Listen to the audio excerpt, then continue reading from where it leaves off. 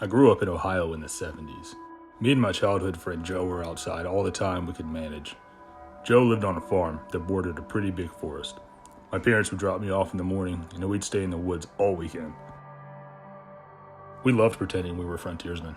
We'd build shelters, traps, practice making fire with sticks, the whole 9 yards. When we got to be in high school, we got this notion to pull a Stand By Me. This was based on the movie that had just come out at that time. The idea was that we'd walk down the railroad tracks out in the country, but instead of looking for a dead body, we'd find cool bridges to fish from and camp a little ways off the tracks.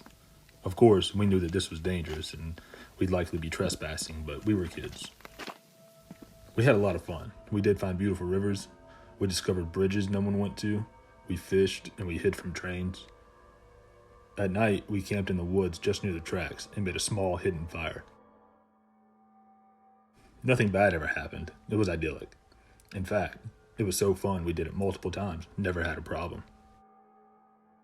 After high school, me and Joe went our own ways. We both left home, but always stayed in touch and always tried to coordinate visits so we'd see each other occasionally. Well, one summer in the mid-90s, it worked out that we were both in town for about a week. We'd do stuff with family in the day, and at night, we'd catch up and have some drinks or go sit at Joe's house around a fire, talk about the good old days. One night, me and Joe got to talking about our Stand By Me trips. Well, nostalgia and beer are a hell of a mix.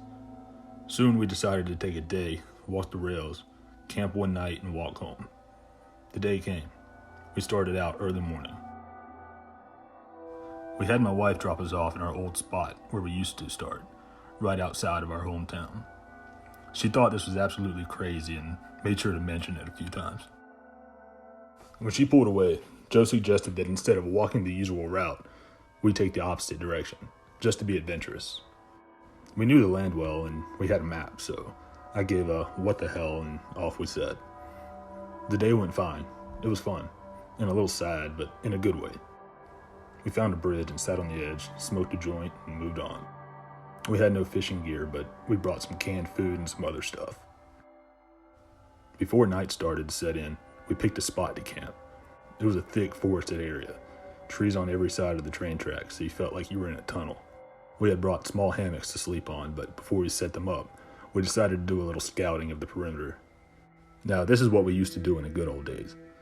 We would walk around the area just a little bit to make sure some dude's house wasn't just over the hill and we were actually camping in his yard.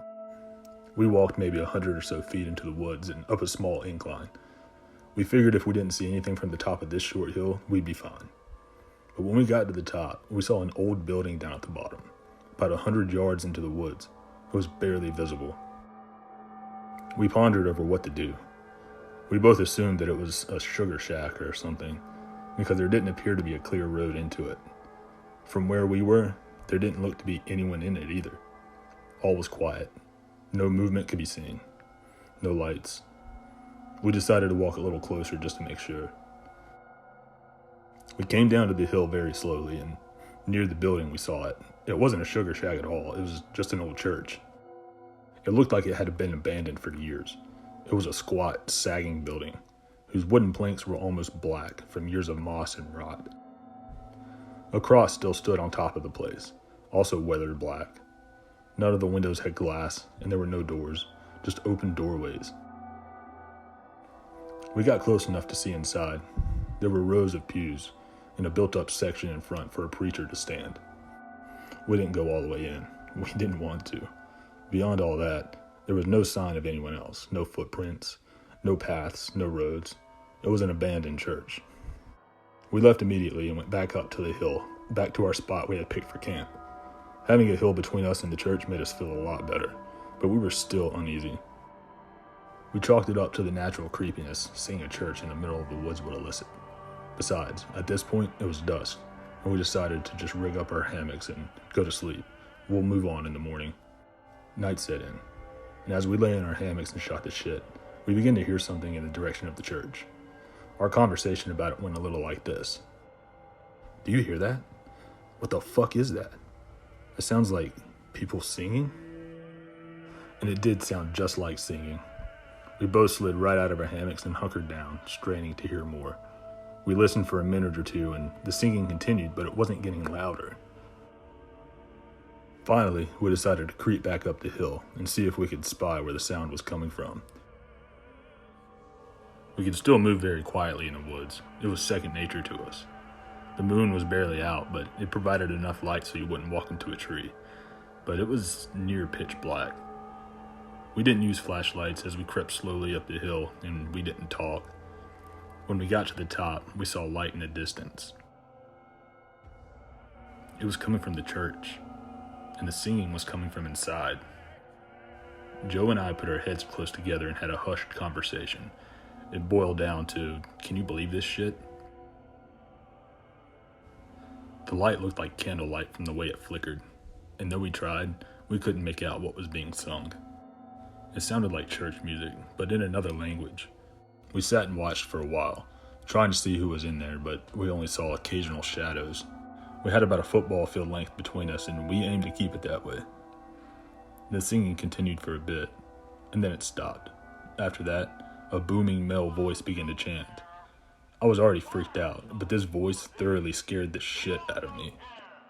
It sounded like some Old Testament preacher you see in movies.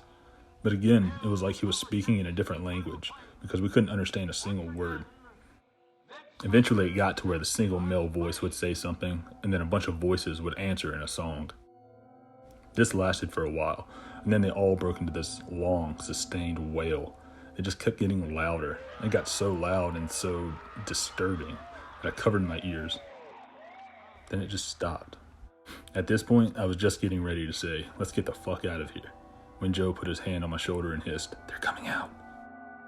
We were far enough away that we couldn't make them out really well, but what we could see was a line of figures walk out the open doorway, all holding hands in a single file. We could see that some of them had flashlights. They began to sing again, and the light from the flashlight began to move towards us and up the hill.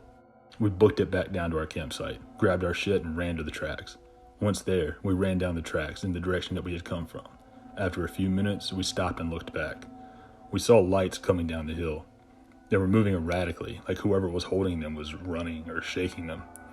We continued to run in spurts and walk as fast as we could. We eventually stopped seeing the lights and came to a road. By our map, we knew there was a small town about 15 minutes down. We walked there, got to a 24-hour gas station, and called my wife to come get us. My wife and other friends all just thought it was kids messing around, but I heard those voices, and this sure as hell didn't sound like kids to me. Not sure who those people were, but it definitely was the creepiest thing that has ever happened to me.